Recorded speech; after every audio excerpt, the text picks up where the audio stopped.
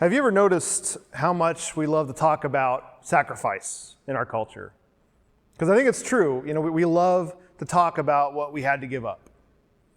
Sometimes I like to watch shows with my kids or something. I'll watch like American Ninja Warrior or Titan Games or whatever. And what do? Every time they introduce a new contestant, they give us this long backstory, this long narrative about all the things that this person had to give up. All the things this person had to surrender in order to achieve the pinnacles of fitness. And the message that they always tell is always the same. It was so worth it. I'm so glad I gave up all this stuff. Or maybe it's the entrepreneurial story, like something you might find on Shark Tank. What's the entrepreneur story? It's a story about what that person had to give up in order to grow their business, in order to find success, in order to finally become somebody. It could be the parental story about the single parent who had to work 2 jobs in order to make ends meet. It could be the military story about the soldier who was ready and willing to lay it all down on the line. It could be the social worker story who took a terrible salary, even with all their education, to make a difference in their community. Like whatever the story is, we love that story. We glamorize that story. We glorify that story. And we tell that story because sacrifice is deeply meaningful. It's what our entire faith in Jesus is built on as Christians. Like sacrifice is amazing. But can I be honest about something? Sometimes the stories that we tell are facades. Sometimes those stories of sacrifice and giving up so much are really little more than smoke and mirrors. They're the stories that we tell that sound so good, but they lack so much honesty and sincerity. Ask me how I know. I know because, like so many of you, I can begin to tell and spin those kinds of stories myself, where I can insert me into the narrative and spin it in such a way that, well, I can look pretty good. I figured out how to look pretty pious. And it's risky for me to be honest with you about that. I think there's that fear and that trepidation within all of us that says, if I'm honest about my humanity, if I'm honest about my flesh, like what if I'm the only one? What happens if I'm found out? What happens if people know I'm not perfect? And so I'm in my own flesh, I'm taking a risk right now, and I'm putting some of my cards on the table, and I'm telling you that even in my sacrifice, sometimes there's more to the story than what meets the eye. But here's the thing. I talk to a lot of people, and I know a lot of people's stories.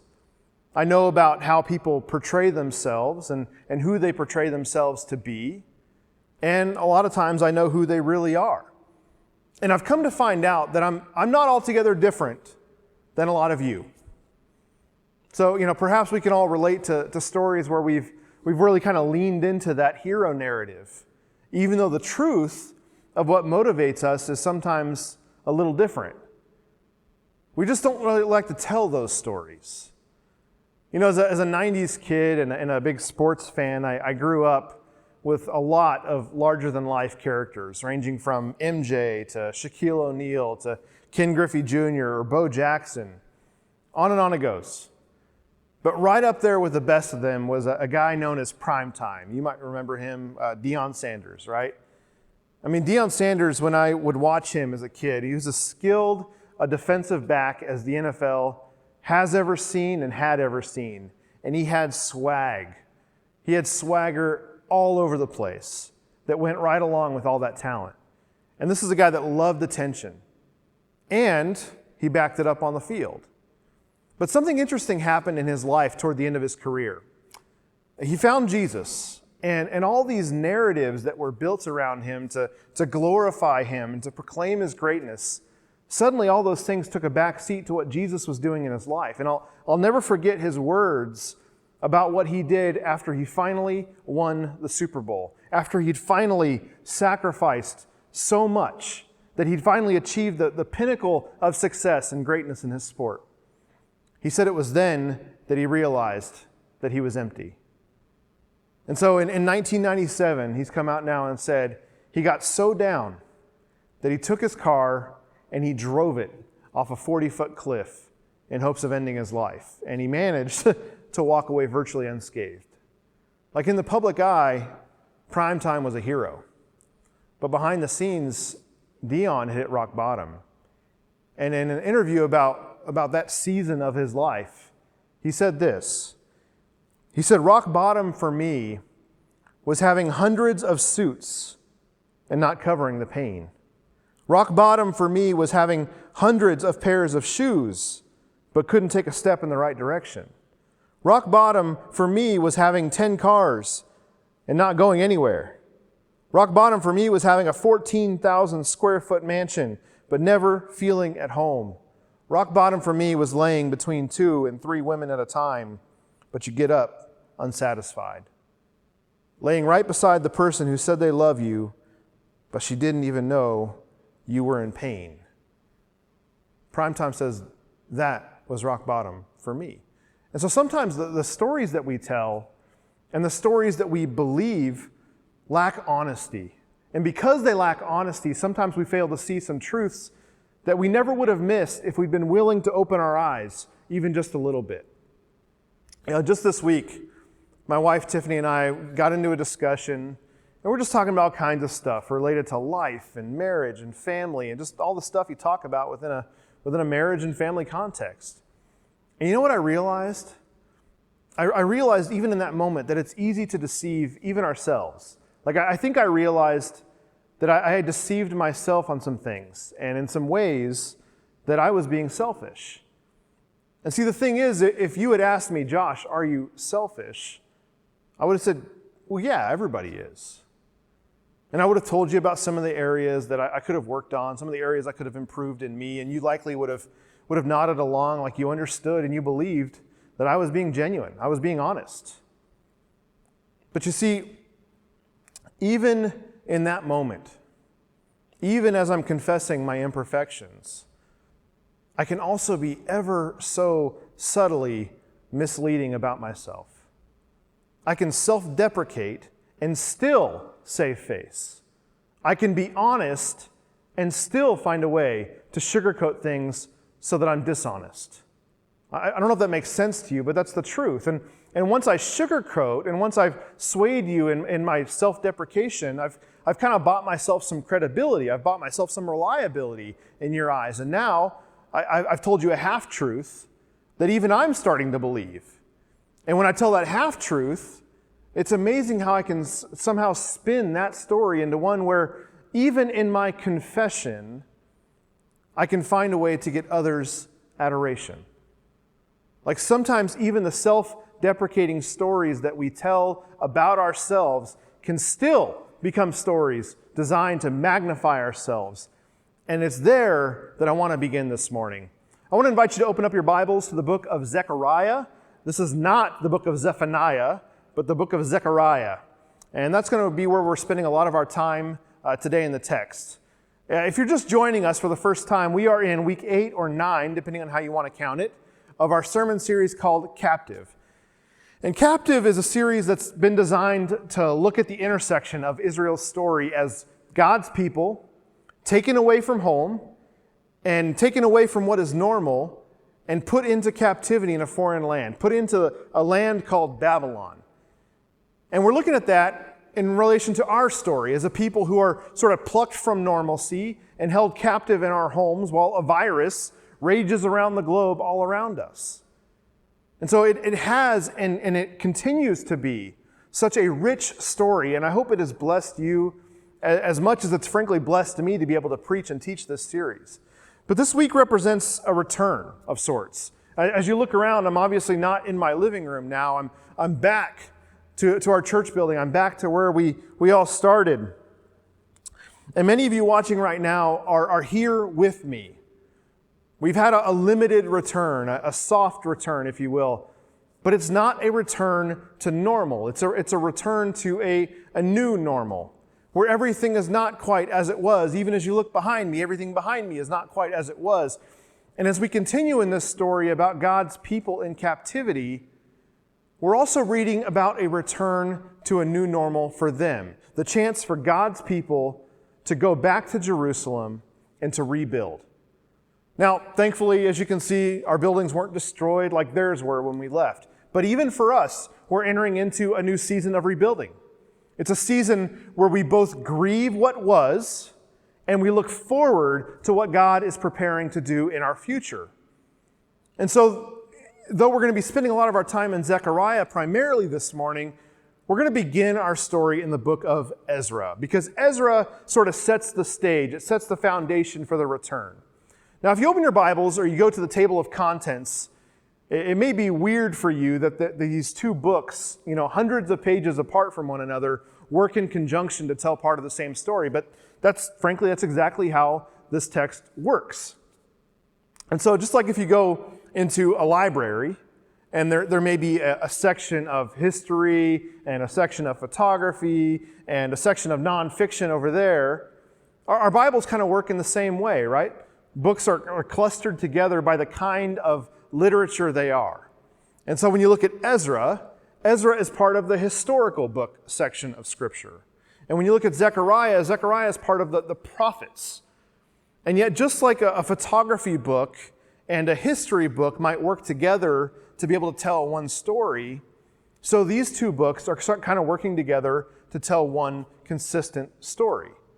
And so just like we spoke about a couple of weeks ago when we were in the book of Daniel, God's people were always told that they would return to their homeland. And now that Babylon has been captured and is in captivity or in possession of the Persian and Median Empire, their new king, King Cyrus, is getting ready to issue a decree. And this decree is going to allow them to return to their homeland.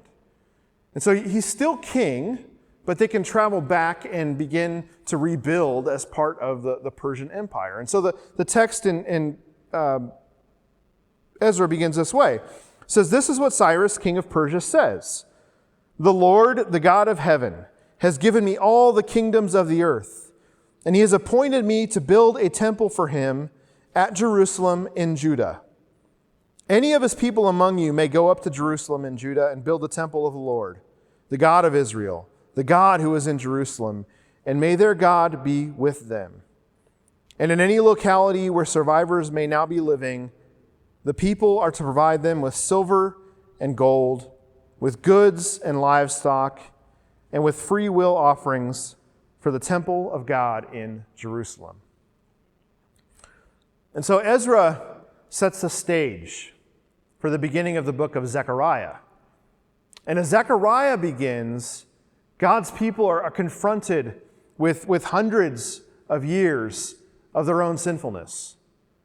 Zechariah speaks to them on behalf of God, and we're told that after hearing his words, they do something really, really important. They repented. The text says that they said, "The Lord Almighty has done to us what our ways and our practices deserve, just as he determined to do." And so they look back at history, they hear everything Zechariah is saying, and they conclude, hey, we got what we deserved. And I love this line because I want you to think back just 3 months ago. 3 months ago when this whole shelter-in-place thing was first set in order, how did a lot of us react? I had conversations with people. I saw it on social media, right? We spoke about how nice it was to rest and to spend quality time with our families, and that we were reminded that all along the way we had lost track of our priorities, and we'd let things like work and school and other things, people-pleasing, become more important than they should have been. And so there was this beautiful moment of collective repentance. But it doesn't take me to tell you that the headlines shifted, or as the headlines shifted in our country, that feely-goody feeliness of those early days became chock full of infighting, of conspiracy theories, and dissension. And so as you fast forward 6 chapters ahead to Zechariah chapter 7, it's a couple of years later now, and the people approach the priests and they approach the prophets with a curious and seemingly innocent question. They say, "Should I mourn and fast in the 5th month as I've done for so many years. And it seems innocent enough. And what they're basically asking is it okay for us to stop grieving and to stop doing all the sad things that we've been doing now that we've begun to return? Can all that fasting and mourning and all that stuff stop now? But what they don't realize is exactly what I began talking about at the beginning of this message. That sometimes we love to tell stories of sacrifice, but often those stories are smoke and mirrors. They're facades for what is really happening internally, what is really happening behind the scenes. Because I want you to look at what God is getting ready to say in verse 5 here. Because God speaks, and this is what he says. He says, ask all the people of the land and the priests, when you fasted and mourned in the 5th and 7th months for the past 70 years, was it really for me that you fasted? And when you were eating and drinking, were you not just feasting for yourselves? Were you not just doing it for yourselves? And so God's looking at them and he knows their hearts. And he's making a pretty strong accusation. Like, yes, you've done all the things, all the fasting, all the grieving, all the mourning, all the things on the outside to show how sorry you are and how repentant you were. But was it really for me? Or is there a chance that maybe, kind of below the surface, is it maybe for yourselves? And I don't know about you, but I'll tell you that when I read that question from God, I'll tell you, man, it hits me right in the heart. Because only I know how many times I've done the right things for selfish reasons. That I've done the right things because it benefited me in some way, either because it helped me feel better about myself or because I gained something from it.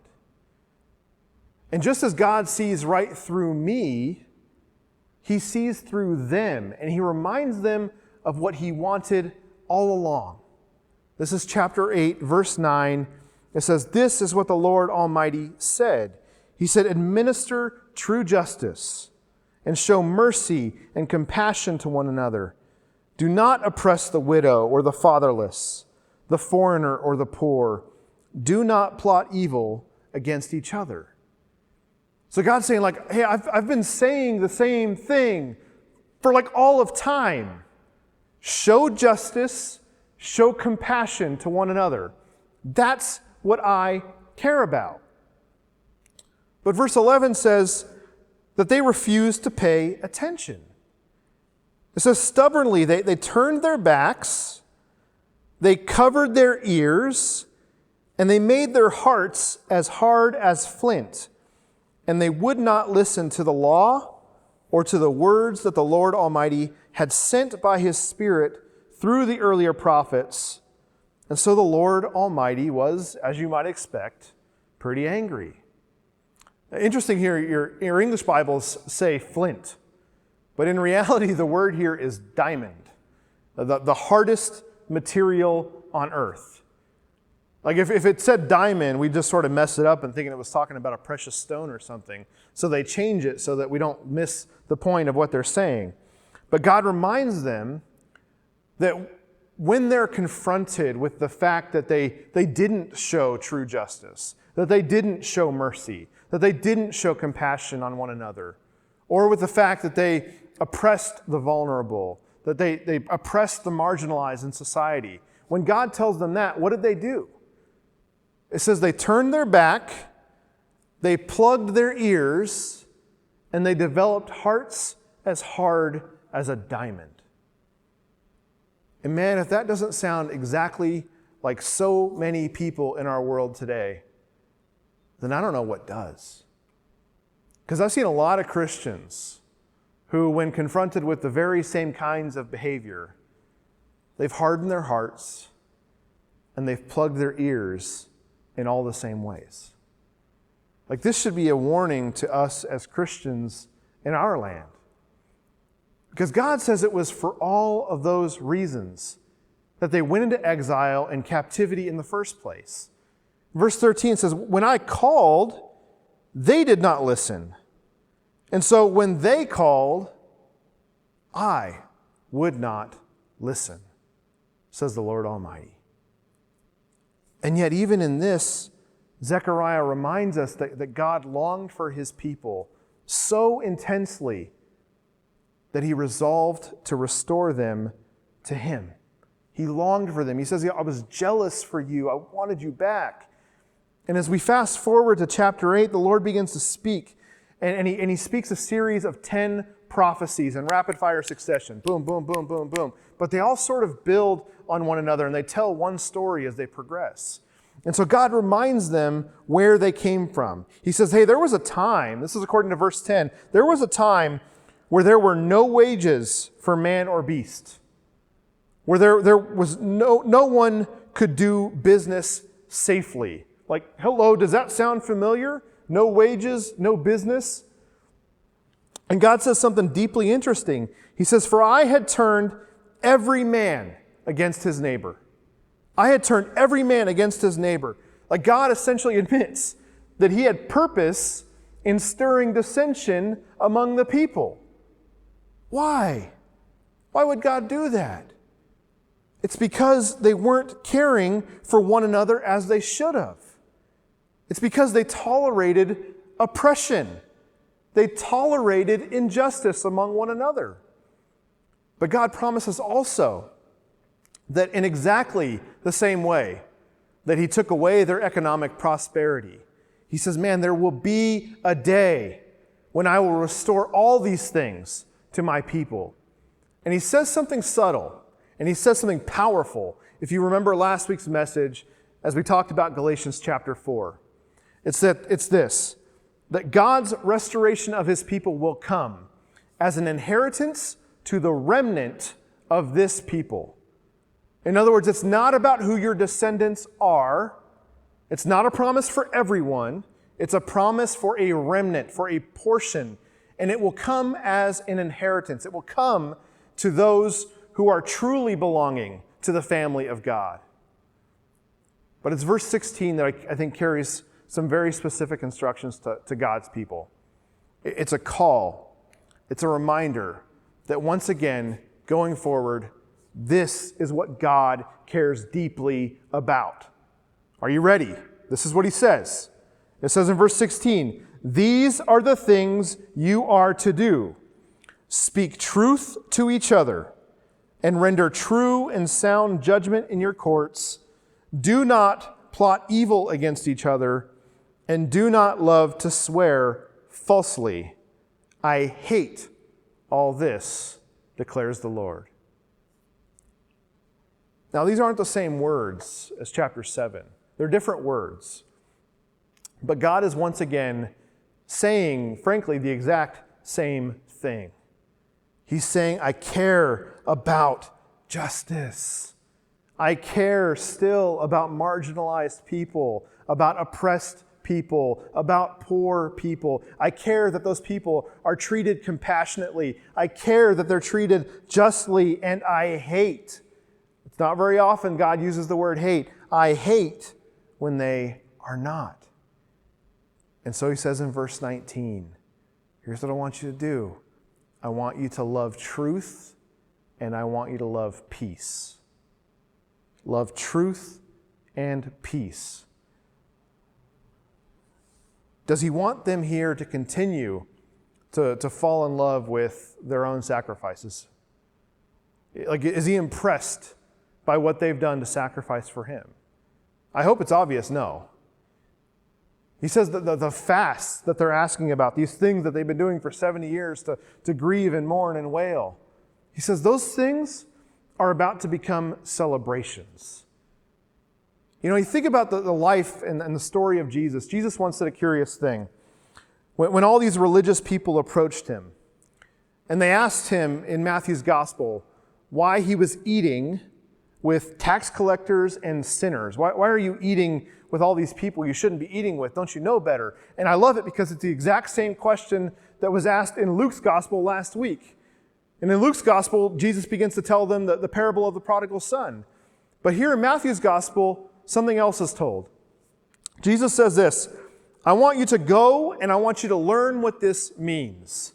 He says, I desire mercy, not sacrifice. Go and figure out what those words mean. Or once again, we can sub the word compassion. I desire compassion, not sacrifice. And so, friends, I want you for just a moment to consider all the stories that we hear in our world today about all the things that people have given up, all the things that they say they've sacrificed. We glory in the money we've given up, the fame we've given up. We glory in the time we've given up. We even glory in the breath of life in our lungs that sometimes people have given up for any number of things. They've laid down their lives, literally, for other things. You know, over the years when Tiff has pointed out something that I was doing wrong, what was my response?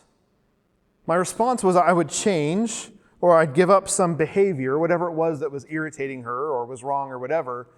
And then what do? Well, I wait to receive notoriety for my chivalrous sacrifice. And so as soon as I do the good thing, whatever it is, I become kind of like a puppy who peed in the right place. And I want that attaboy, that pat on the head. I want that notoriety that I've done something special. Church, Zechariah's message here is built on the premise that God's people have spent way too much time being impressed with themselves, way too much time being selfish. And Jesus' message 600 years later suggests that not a whole lot has changed. What God has always wanted from his people, and what he wants, I think, still from us today, is not for us to pat ourselves on the back and to tell our own heroic stories, but to be laser focused on being people of compassion and justice and mercy toward one another. Like, that is why Jesus was eating with sinners, because he's the son of a compassionate father. And that is the premise of the promise that God makes through Zechariah. To stop being impressed with yourselves and start loving those who are hurting.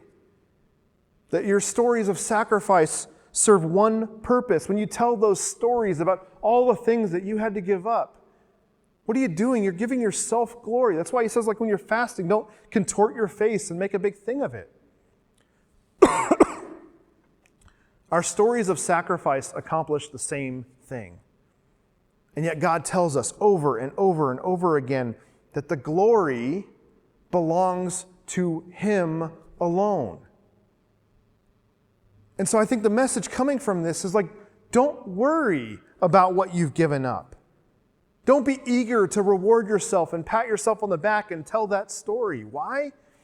Because God has already promised that he would do that in his ways and in his perfect time in an amazing way. Look at verse 12. It says, the seed will grow well, the vine will yield its fruit, the ground will produce its crops, and the heavens will drop their dew. In other words, what is he saying? He's saying the blessings of God will flow. God's got a plan to bless us. God's got a plan to bless his people, rather. And they don't yet know what that means, and they don't know how, but God is beginning to reveal a blessing and a glory that is still yet to come for them, even as they return from exile, even as they're in Jerusalem once again, even as they start to rebuild the temple. And I love how Zechariah chapter 8 ends with the very last of those 10 prophecies. And trust me, if you have a pen or a highlighter, you're going to want to mark this down. You're going to want to underline this. Verse 23 says, this is what the Lord Almighty says. In those days, in the days that are yet to come, in other words, 10 people from all languages, all nations, all around the world will take a firm hold of one Jew by the hem of his robe, and he will say, let us go with you, because we have heard that God is with you. And you kind of put yourself in the shoes of that man, whoever it might be, like, God with us? Yes, God with us, Emmanuel. And as you survey Zechariah 9, and you survey Zechariah 10, you begin to get these little hints and these clues that point to exactly what God has in store for his people, for his special remnant. You get to see what God has been planning for his people from the very beginning of time. He begins to reveal that plan right here. You look at verse 9. He says, "Rejoice greatly, daughter Zion. Shout, daughter Jerusalem. See, your king comes to you, righteous and victorious, lowly and riding on a donkey, on a colt, the foal of a donkey." Or you go to the next verse. "He will proclaim peace to the nations." You go to the next verse. "Because of the blood of my covenant with you, I will free your prisoners from the waterless pit. Return to your fortress, you prisoners of hope. Even now I announce that I will restore twice as much to you." Go to the next chapter, verse 4. "From Judah will come the cornerstone." Verse 6. "I will strengthen Judah and save the tribes of Joseph. I will restore them because I have compassion on them. They will be as though I had not rejected them." And if you're hearing these texts for the first time and you don't understand where this fits into the story or where I'm going with this, that's okay. Here's what I want to tell you. Every single one of the texts I just read point to the freedom and mercy that God is preparing to pour out on his people, despite all their mistakes, despite all the things they've done wrong. And that freedom is found in one person alone. His name is Jesus. We call him the Christ. We call him the Messiah. He's the anointed one of God. Jesus is the king who comes for them riding on a donkey. Jesus will proclaim peace to the nations. Jesus will free them from the waterless pit. It is Jesus who will be called the cornerstone, and it is Jesus who will be their freedom. Why? Guys, it's the same message we preached last week about fathers. It's because of who God is, that God is a God of deep compassion for his children. And so Zechariah's message is the same message as the prodigal son from last week, that there's a compassionate father who's getting ready to throw a party and getting ready to celebrate because his children were lost and now they've come home. Now they're found again. Guys, that is who God is. God restores his people, not because of their sacrifice, not because of what they've done to deserve it. He does it because he's a compassionate God. And friends, I hope you see the difference there. I hope you understand that distinction that I'm making. Because I want you to remember this message this week this way. It's a little bit longer. Give up talk of what you gave up. Give compassion because that is what God gave you. I'll say it again. Give up talk of what you gave up and give compassion because that is what God gave you. Do you understand what I'm saying? Becoming a follower of Jesus and becoming more like him, it means that there are parts of you that are going to have to be given up. In fact, everyone in this life sacrifices part of themselves for lots of reasons. Sometimes it's to lose weight or to gain a new skill or to get a new job, whatever it might be. And when we lose perspective as people of God, there are times when we can begin to get puffed up or arrogant or even begin to glorify our own stories. Like, look at what I've done. And God's here and he wants to remind us that apart from him, we haven't done anything but treat each other poorly and otherwise mess a lot of stuff up. I mean, just look at the headlines. Look at our world right now if you don't know what I'm talking about. God's reminder in Zechariah is to stop saying, look at what I've done, and to start saying, look at what God has done. Guys, we can talk so much about what we've given up, what we're giving up here in the midst of this pandemic. No, give up talk of what you gave up. Give compassion, because that is what God gave you. There's only one person who has ever laid down their lives to save you. One. And his name is Jesus. And 2,000 years ago, he came into Jerusalem, lowly, and he was riding on a donkey. And it was with the express purpose to be hung on a cross, to have his body broken, to have his blood shed because of God's compassion for you, for me, and for all of humanity. Guys, Jesus gave it all. And without them, there would be no hope of a return for God's people. It is all because of Jesus that we are alive. And so give up talk of what you gave up. Give compassion to people who need compassion, because that is what God has given you. We all needed God's compassion. Friends, Jesus calls us to give up our very lives, to follow him. And in return, he promises us true life. And so I want to invite you, if you are ready to live your life for Jesus, if you are ready to receive that promised inheritance that Zachariah spoke about, I want to invite you to that today. I want to invite you to that. You can have that same inheritance. All you have to do, email me, email us at questions@lakemercedchurch.com. If you happen to be with us in person today, find me in the back of the room. I would love to talk with you. But we want to have the opportunity to talk to you about what that means, what that looks like. Jesus invites you to give up yourself and receive the compassion that God has given you in your life. And he promises an epic celebration that lasts for eternity when you do. Friends, I hope you will. I want to call you brother. I want to call you sister. I want you to know Jesus. Give it up for him. He will bless you. God bless you, my friends. We'll see you next week. Thanks for joining us today.